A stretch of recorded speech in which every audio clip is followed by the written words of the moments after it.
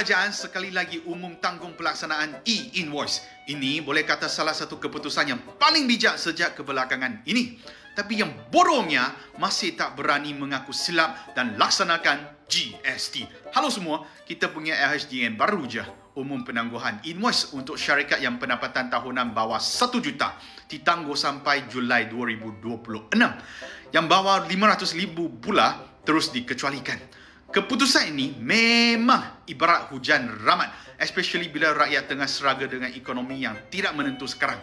Tapi bila cakap pasal prihatin rakyat, kita pun nak tanya, kalau tak tahu rakyat susah, kenapa kerajaan masih takut nak laksana balik GST? Hampir semua negara di dunia guna GST. Majoriti pakar kewangan satu dunia pun sokong lama dah. Tapi kenapa Timbalan Menteri Kewangan yang berhormat Lim Ho Ying masih umumkan nak luaskan lagi SST minggu depan? Kenapa kita tak guna GST? GST boleh bantu kerajaan tambah hasil. Rakyat pun pernah lalui sebelum ni. At least kerajaan tak payah tergesa-gesa potong semua subsidi. Minyak, air, elektrik, telur sampai rakyat makin marah dan tekanan meningkat. Kadang-kadang masa untuk berani memang kena berani. Jangan takut tak popular. Padahal kerajaan Madani dah tak popular dah.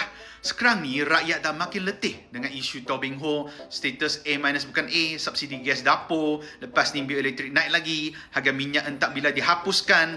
Bukan, subsidi dihapuskan. Kalau tukar balik ke GST pun, orang dah cukup menyampah. At least kerajaan pun boleh tambah pendapatan. So, apa lagi? GST je lah. Jangan lupa like, share and komen. Kita jumpa lagi next episode. Bye-bye.